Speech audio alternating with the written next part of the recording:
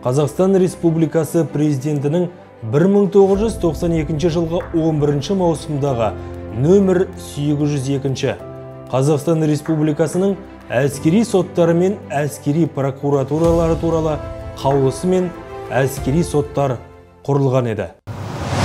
Алғашында жоғарғы соттың әскери алқасы ретінде құрылған органда құрамында төраға Сағитжан Тасмағамбетов, Владимир Волков, Қыпшақ Байжанов, Зинда Жағыпаров және Бейбіт Шермұхаметов бар әскери сот жүйесіне шақырылған алғашқы тізімдегі 45 білікті судья әскери сот төрелігін жүргізген еді. 1993-94 жылдар аралығында облыс орталықтарында, үлкен қалаларда Қазақстан Республикасының жоғарғы кеңесінің қаулысымен гарнизондардағы әскери соттар құрылды. Атап айтар болсақ, еліміздің Ақтау, Ақтөбе, Алматы, Қостанай, Шымкент, Өскемен, Семей, Қарағанды, Ақмола және Талдықорған гарнизондарында құрылған әскери соттар еліміздің әскери құрылымдарында заң үстемдігін қамтамасыз етіп, әскерилердің құқықтарын мен бостандықтарын қамтамасыз етті. Заман талабына сай егемендік жылдар ішінде сот жүйесі күрделі өзгерістерді бастан кешіріп, елмен бірге дамыды. Оның ішінде әскери сотта қалыс қалған жоқ. Президент жарлығымен 2009 жылғы 29 желтоқсанда қылмыстық істер жөніндегі мамандандырылған ауданаралық әскери соты құрылды.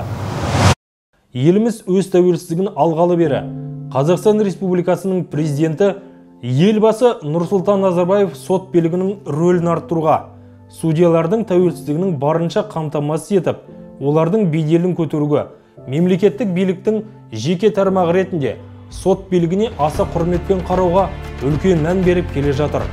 Оған дәлел ретінде соңғы жылдары елбасының қолдауымен өткізілген сот жүйесіндегі қарқынды және оңды өзгерістерді айтуға болады. Бүгінгі күні еліміздің әскери сотында 10 гарнизондық және аса ауыр істерді қарайтын бір мамандандырылған сот бар. Олар аудандық және оған теңестірілген соттарға қатысты бірінші сатыдағы істерді қарайды. Ал облыстық соттарға теңестірілген сот болып, әскери сот саналады. Әскери соттарда қаржылық және материалды техникалық қамтамасыз ету бойынша негізгі міндеттерді орындау мақсатында президент жарлығымен 2016 жылғы 11 қаңтарда әскери соттың әкімшісі құрылғанын айта кеткен жөн.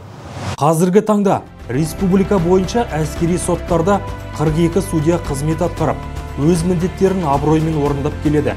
Олардың арасында бүгінгі әскери соттың судьялары Жандос Мұсабекұлы, Ербол Ахметжанов, Қадырхан Сихимбаев, Владимир Рычков, Қуаныш Самамбетов, Мақсат Молышев, Дамир Ахтямов, Шыңғыс Майшыбаев, Мұрат Иманбаев бар.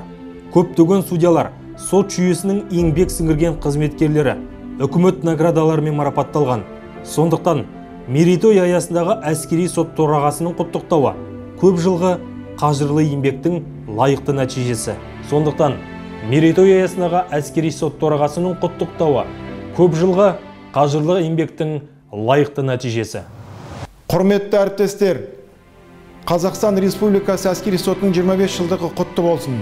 Дендеріңіз сау болсын. Алдымызда үлкен мақсаттар бар. Ол егемендел Қазақстанның заңдылығының үстемдігін қамтамасыз ету. Бірігіп, жетістіктерге жетейік. Егемендігіміз мәңгі болсын. Бүгінде еліміздің сот жүйесі ерекше қарқынмен дамып, сот өндірісіне жаңа технологиялар қолданысқа енгізіліп, судьяның сот төрелігін жоғары деңгейде атқаруына барлық жағдайлар жасалынған. 50 жылда ел жаңа демекші, 25 жылдық тарихы бар тәуелсіз Қазақстан әскери сотының өткен жолы өзіндік бір шежіре. Осы 25 жылда жүріп өткен жолмен қол жеткізген жетістіктер мерейтойға орай бүгінгі күні еліміздің ұлттық патриоттық орталығының әскери музейінде орын теуіп отыр. Тарихтан сыр шертетін бұл жәдігерлер мен экспонаттарда кешегі күннің күрделі іздері жатыр. Судья болып қызмет ету өмір бойы ізденісті қажет етеді. Ол заңдарды жетік білумен қатар, олардың тәжірибеде қолданысында терең меңгеру қажет. Судьяның заңсыз шешімі немесе жағымсыз әрекеті қоғамның сотқа деген сеніміне кері әсер етеді. Ал соттың тура жолдан таймай, әділ қабылдаған шешімін ешкім ұмытпайды. Яғни, сотталған адам жаза арқылы бара жатса да, соттың әділ үкім шығарғанын мойындап кетеді.